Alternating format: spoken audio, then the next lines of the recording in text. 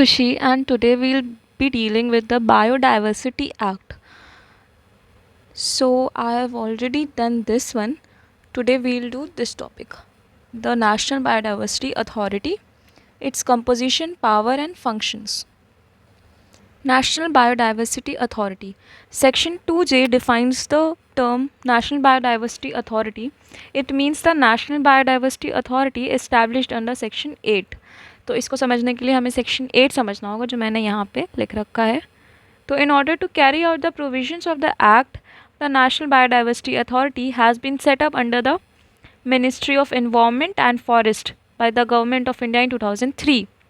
NBA is a statutory autonomous body headquartered in Chennai. अब इसका section 8 पढ़ते हैं, establishment. With effect from such date as the central government may, by notification in the official gazette, appoint, there shall be established by the central government for the purpose of this act a body to be called National Biodiversity Authority. तो कौन कर रहा है? Central government by notification in the official gazette authority establish कर रही है, जिसको कहा जाएगा NBA, national biodiversity authority. The national biodiversity authority shall be a body corporate by the name aforesaid, having perpetual succession, common seal, with power to acquire, hold and dispose of property, both movable and immovable, and to contract, and shall by the said name sue and be sued. अब देखो, national biodiversity authority एक body corporate होगी.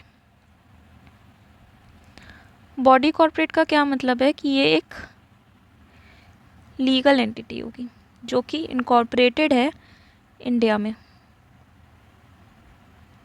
हर legal entity की तरह ही इसके पास भी perpetual succession होगा, common seal होगा, पावर होगा प्रॉपर्टी को होल्ड करने का, अक्वायर करने का और डिस्पोज करने का. होल्ड, अक्वायर और डिस्पोज. कॉन्ट्रैक्ट करने का, सू होने का और स्यू करने की पावर. ओके, तो इसमें सबसे पहला है तुम्हारा परपेचुअल सक्सेशन. आई होप आप लोग को ऑलरेडी पता होगा, बट स्टिल मैं बता देती हूँ. परपेचुअल सक्सेशन का बेसिक मीनिंग यही होता है कि वो एज एन इंस्टीट्यूट वो हमेशा एग्जिस्ट करेगा, इवन दो उसके मेंबर्स चेंज होते रहे. ओके, जैसे कि प्राइम मिनिस्टर की जो पोस्ट है वो हमेशा एग्जिस्ट करेगी, इवन दो इस पोस्ट पे अलग अलग प्राइम मिनिस्टर्स आएंगे जाएंगे, बट ये हमेशा एग्जिस्ट करेगा. वैसे ही नेशनल बायोडाइवर्सिटी अथॉरिटी भी एग्जिस्ट करेगा, भले ही इसके मेंबर्स, चेयरपर्सन एट्सेट्रा चेंज होते रहे. Next is common seal. अब कॉमन सील क्या होता है? एक तरीके का सिग्नेचर होता है जो अथॉरिटीज़ यूज़ करती है किसी डॉक्यूमेंट को वेरीफाई करने के लिए, वैलिडेट करने के लिए एट्सेट्रा. तो कॉमन सील कुछ इस तरीके का होगा NBA का. एग्जैक्टली मेरे को कहीं पिक नहीं मिली, तो मैंने इसको AI के मेथड से वो किया है या आपके सामने रखा है, बट थोड़ा सा इसमें डिफरेंस हो सकता है. आप चाहो तो आप सर्च कर सकते हो, गूगल पे पिक्चर्स अवेलेबल है डॉक्यूमेंट्स की जिस पे कॉमन सील लगी हुई है NBA की. नेक्स्ट, प्रॉपर्टी होल्ड करने की. ये तो सिंपल सा बेसिक सी चीज़ है कि प्रॉपर्टी होल्ड करने की, एक्वायर करने की और डिस्पोज करने की पावर है. नेक्स्ट, कॉन्ट्रैक्ट करने की पावर है. NBA खुद के नेशनल बायोडाइवर्सिटी अथॉरिटी के बिहाफ पे कॉन्ट्रैक्ट कर सकती है और किसी पे केस भी कर सकती है और इस पे भी केस हो सकता है. ओके, ये हो गया तुम्हारा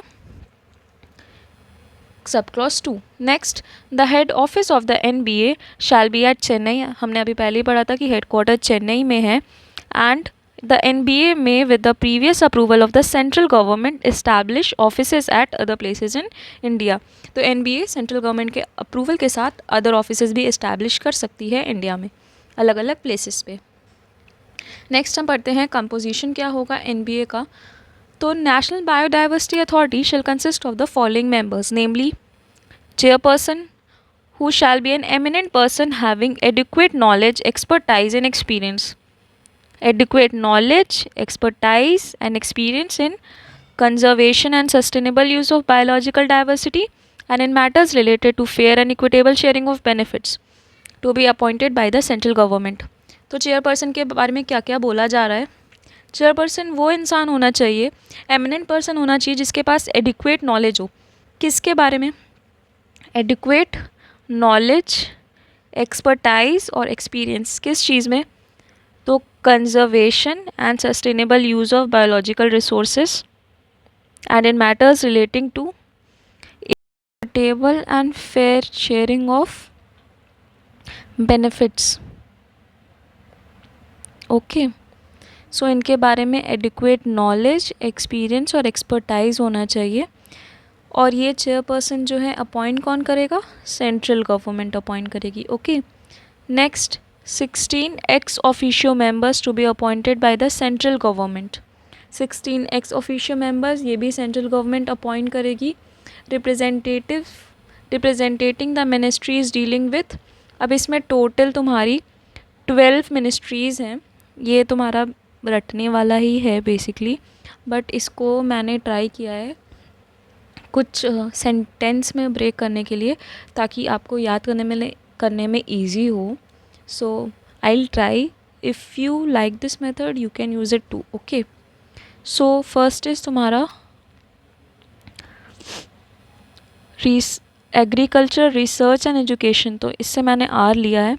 एग्रीकल्चर एंड फार्मर्स वेलफेयर, इसमें से डब्ल्यू लिया है। देखो रिसर्च इसमें एमिनेंट वर्ड है तो इसलिए मैंने यहाँ से रिसर्च लिया है। यहाँ पे वेलफेयर एमिनेंट वर्ड है तो यहाँ पे वेलफेयर लिया है। नेक्स्ट आयुर्वेदा, तो ये R, research, Ayurveda A and welfare W.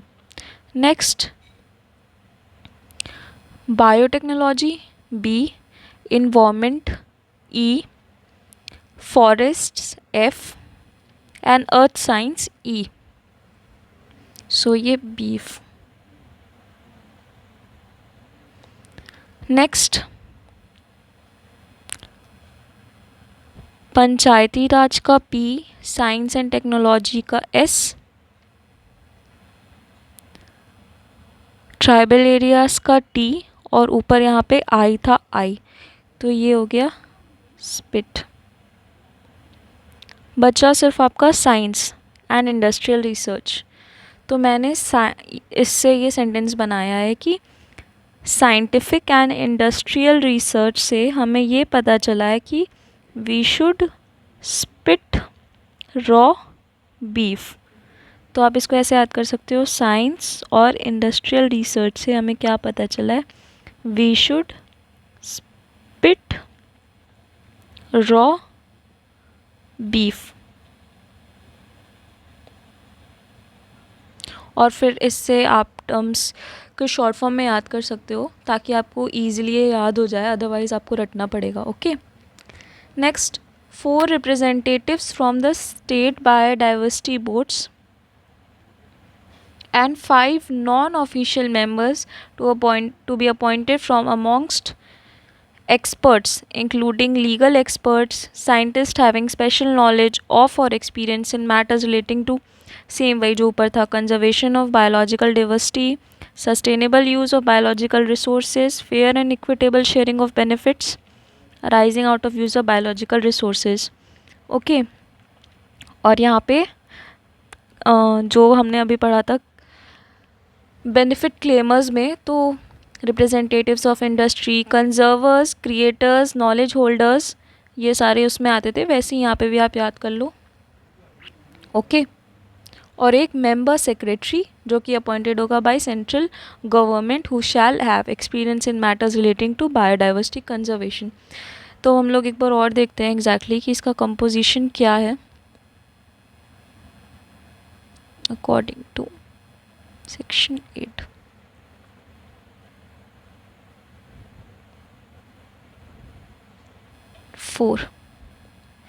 सबसे पहले चेयरपर्सन जिसे स्टेट गवर्नमेंट अपॉइंट करेगी,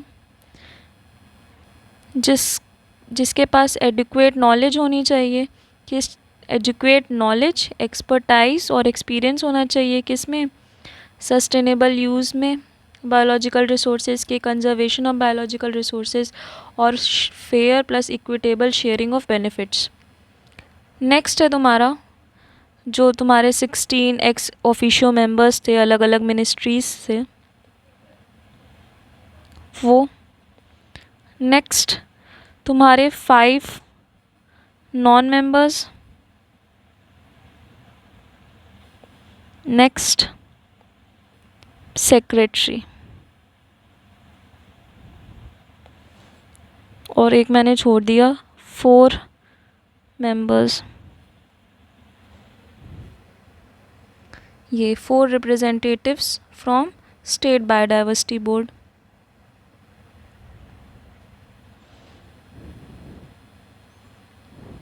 ओके, तो ये हो गई आपकी कंपोजिशन। नेक्स्ट हम लोग देखते हैं फंक्शन और powers of national biodiversity authority, जो कि सेक्शन 18 में है।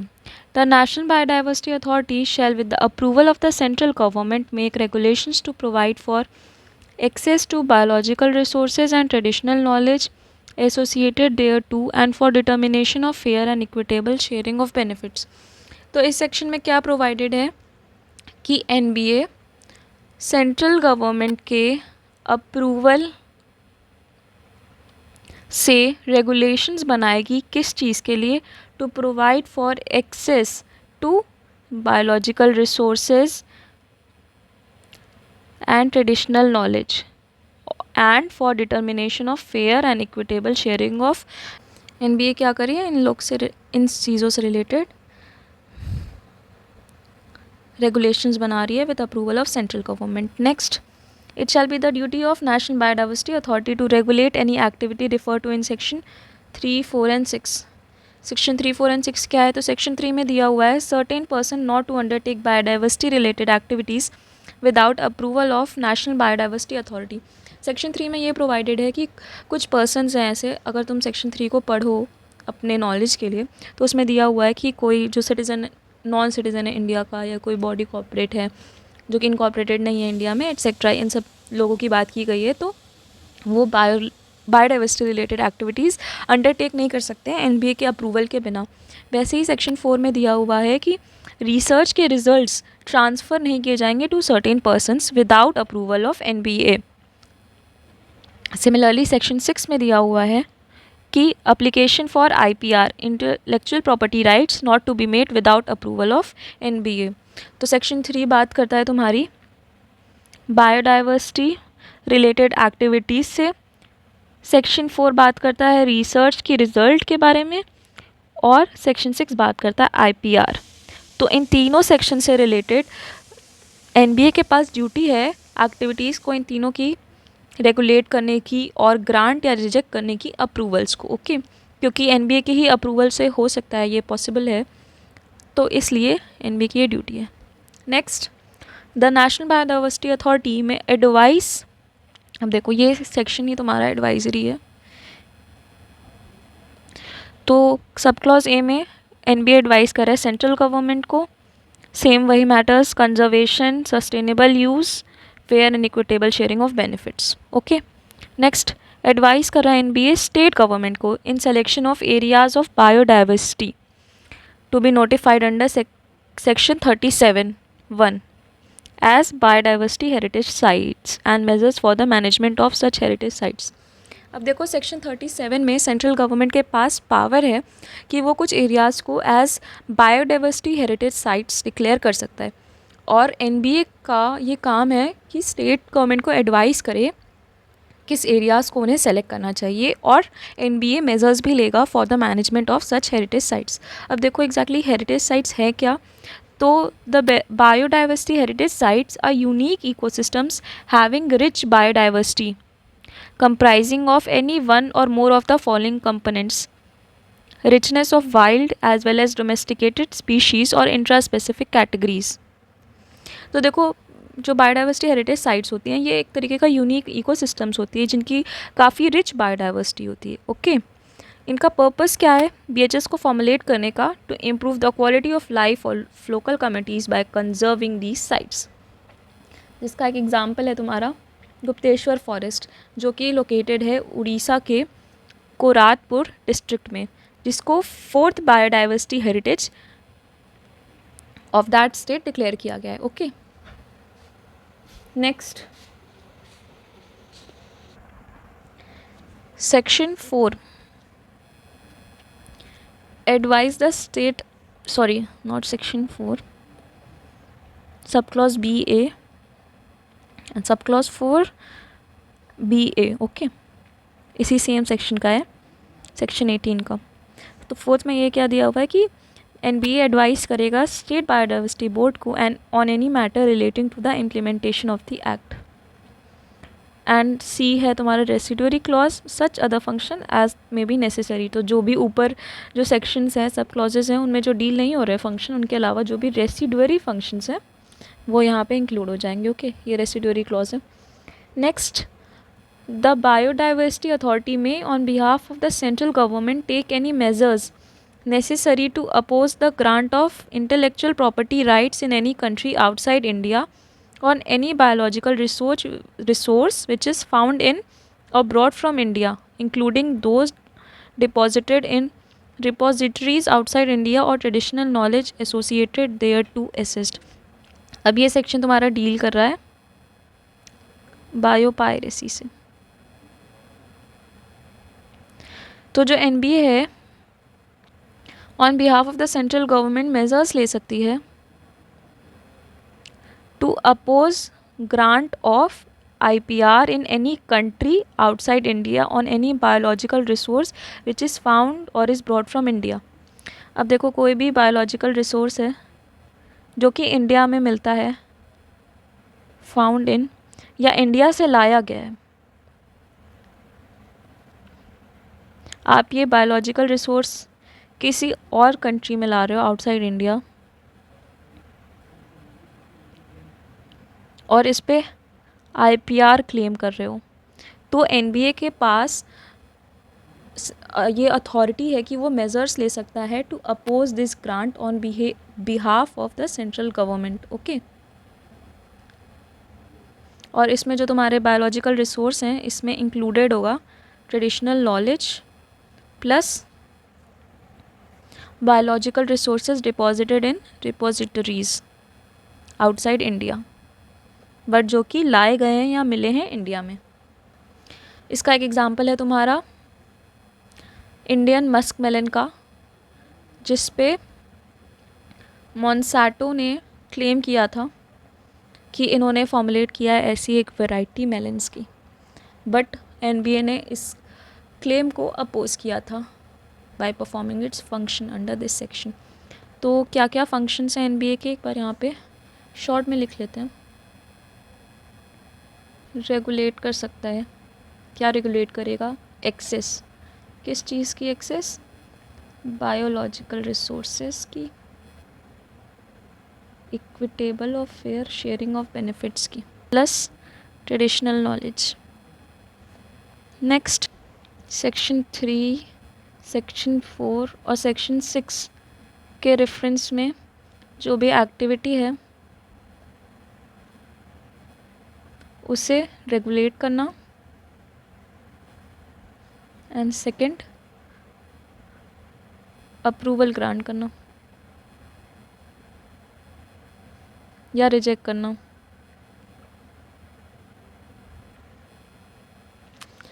एडवाइजरी फंक्शन,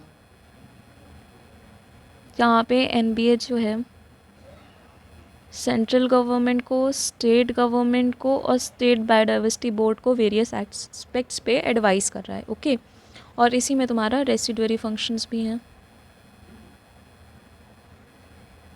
बायोपायरेसी से रिलेटेड।